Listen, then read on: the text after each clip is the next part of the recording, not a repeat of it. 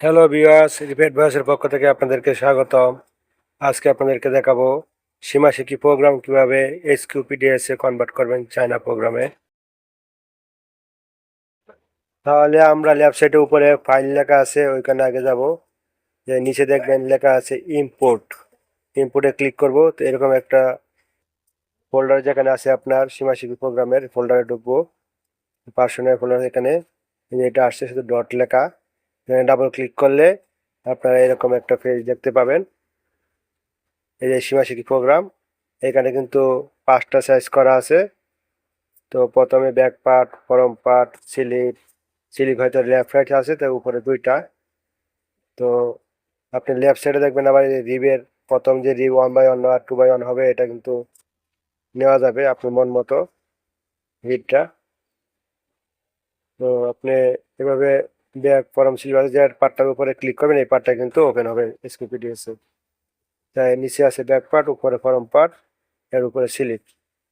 আমরা যে কোনো একটা পার্টের উপরে ডাবল ক্লিক করব, যে কোনো একটা পার্টের উপরে, তো ক্লিক এটা করলে পরে ওপেন হয়ে যাবে। যে একটু অপেক্ষা করি, ওপেন হচ্ছে। এই একটা পার্ট চলে আসছে। তো এখানে আমাদের কাজটা হচ্ছে যে ডিজাইন থাকলে ডিজাইনটা চলে আসবে এবং শার্টটা নতুন করে বসাইতে হয় না।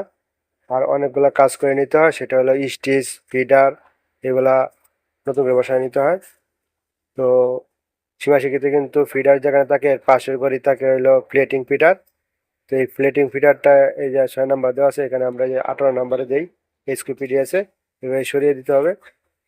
সরিয়ে দিয়ে ফিডারে এভাবে 1/1 করে যতগুলো কাজ করা লাগে, স্টিচের, ফিডারের এবং ডিজাইনের একটু কালার কোড ডিফারেন্স ডিফারেন্স আসতে পারে, তো এগুলো আমরা করে নিতে হবে।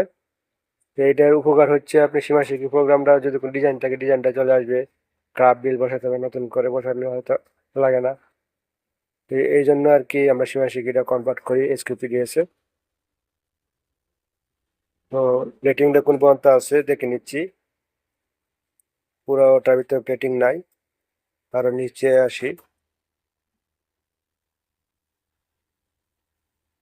তাহলে দেখাচ্ছি আমরা, এখানে দেখা যাচ্ছে আমাদের হ্যান্ড স্টিচেরটাও কিন্তু এখানে করা নাই। হ্যান্ড স্টিচটাও আপনার করে নিতে হবে। এই যে হ্যান্ড স্টিচের আগ পর্যন্ত আপনার এখানে প্লেটিং ছিল, আমি এই পর্যন্ত বসিয়ে দিলাম। তো এভাবেই ওপেন করে আপনারা বাকি কাজ করে নেবেন। যারা পারেন সবাই আমার চ্যানেল সাবস্ক্রাইব করে সহযোগিতা করবেন।